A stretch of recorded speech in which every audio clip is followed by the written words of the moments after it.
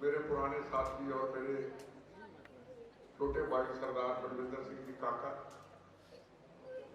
Deputy साहब, principal साहब और आने वाले के सब भारत की रक्षा, भारत को मजबूत, भारत का भविष्य बनाने वाले मेरे बच्चों, मेरी बेटियां, मेरे बेटों,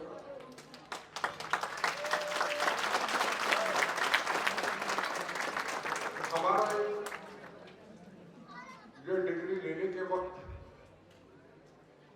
या शिक्षा लेने के वक्त हमारे अंदर एक मकसद जरूर होना चाहिए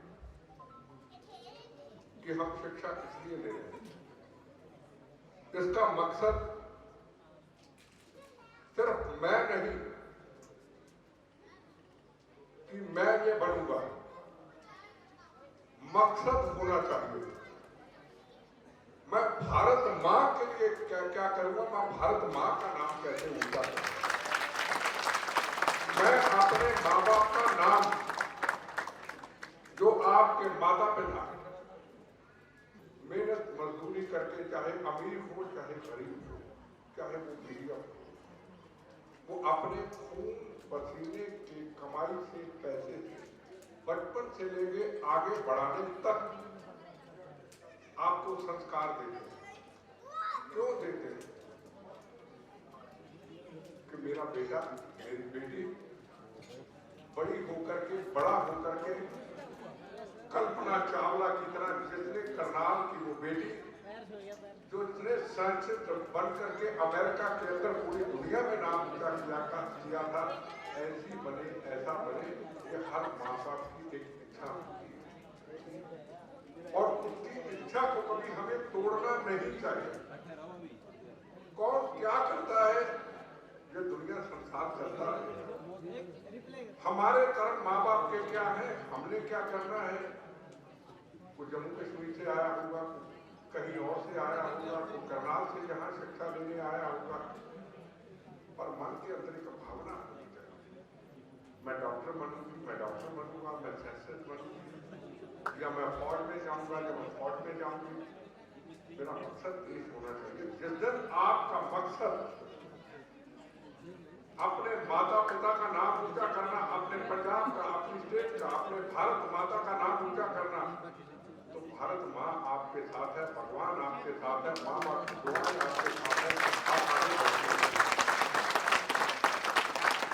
कौन से अब्दुल कलाम एक गरीब परिवार से थे, अखबारें भी बेची उन्होंने, शिक्षा के लिए अखबारें भी बेची उन्होंने, और कहां अब्दुल कलाम हिंदुस्तान के साइंटिस्ट बने, हिंदुस्तान के अंदर इतना बड़ा नाम ऊंचा किया। मुस्लिम भी थे, राष्ट्रभक्त भी थे, साइंटिस्ट भी थे, और आज भी बच्चों के आदर्श हैं। हिंदुस्तान के राष्ट्रपति बने।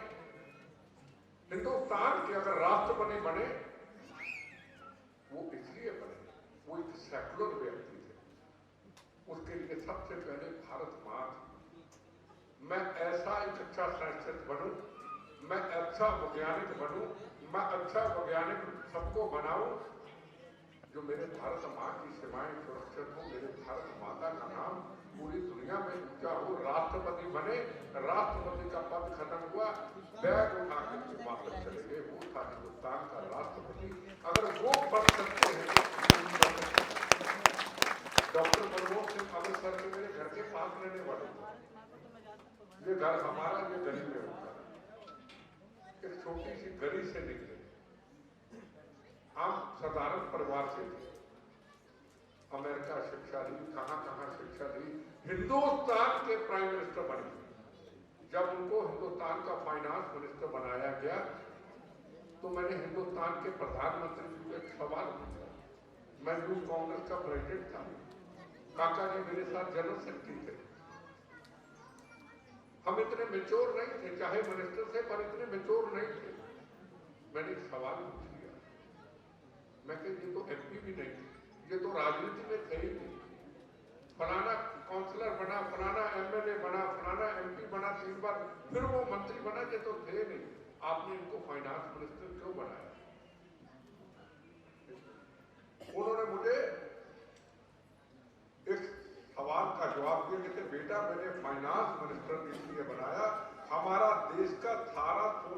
गिरवी रखा गया था, हमारा भारत माँ कर्जाई कर दी थी पिछले पॉलिटिशियनों ने।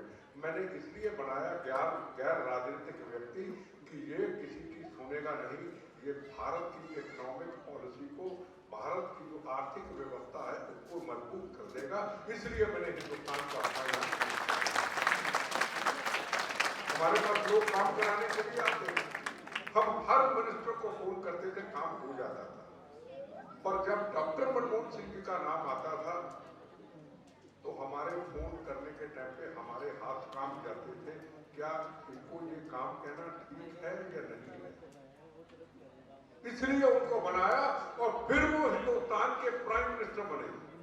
कांग्रेस नहीं जीती थी, मैं पॉलिटिकल बात नहीं कर रहा, मैं एक आपको व्यक्ति की बात कर रहा हूं, जो व्यक्ति गरीब से निकला हुआ हिंदुस्तान का 2 साल प्राइम मिनिस्टर रहा, फाइनेंस मिनिस्टर रहा, उसको इसलिए प्राइम मिनिस्टर बनाया, इसलिए हिंदुस्तान के लोगों ने वोट दी। लोगों ने कांग्रेस को वोट नहीं दी, वोट दी तो हिंदुस्तान के वो प्रधानमंत्री बनने के लिए डॉक्टर मनमोहन सिंह को वोट दी कि ये व्यक्ति अगर हिंदुस्तान का प्रधानमंत्री बनेगा, हमारी युवा पीढ़ी के लिए नई पॉलिसी लाके इस राष्ट्र को मजबूत करेगा, इसलिए उनको प्रधानमंत्री 2 बार बनाया। तो कहां से निकले वो? आप में से निकले।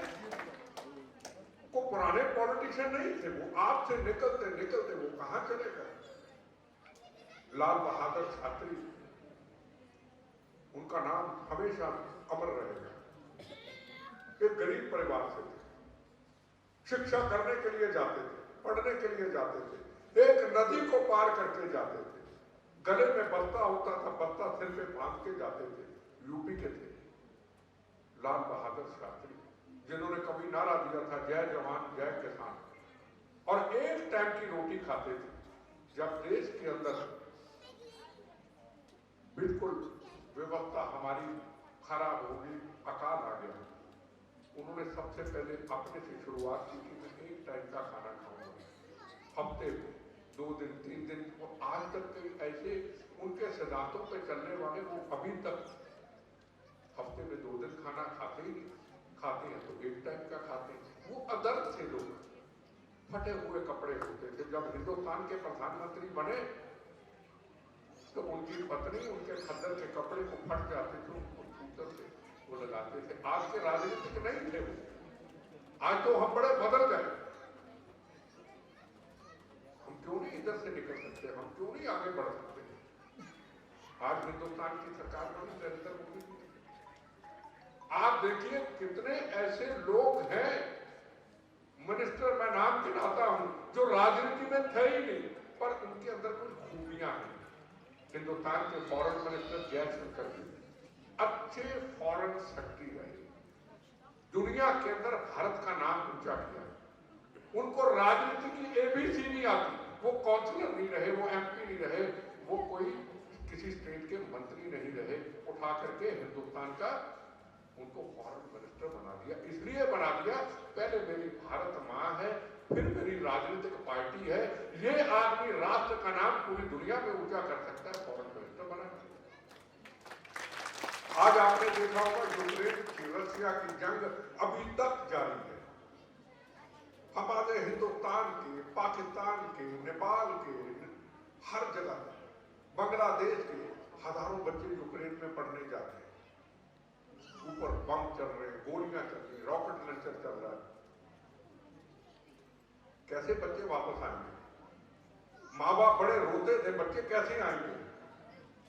पर हिंदुस्तान का फॉरेन मिनिस्टर, हिंदुस्तान के प्रधानमंत्री होंगे बीजेपी के, अपन ने क्या लेना? उनकी पॉलिसी कैसी थी, फॉरेन पॉलिसी, भारत का नाम इतना ऊंचा कर दिया, 370 धारा हटाई, पूरे देश दुनिया में नाम बनाया।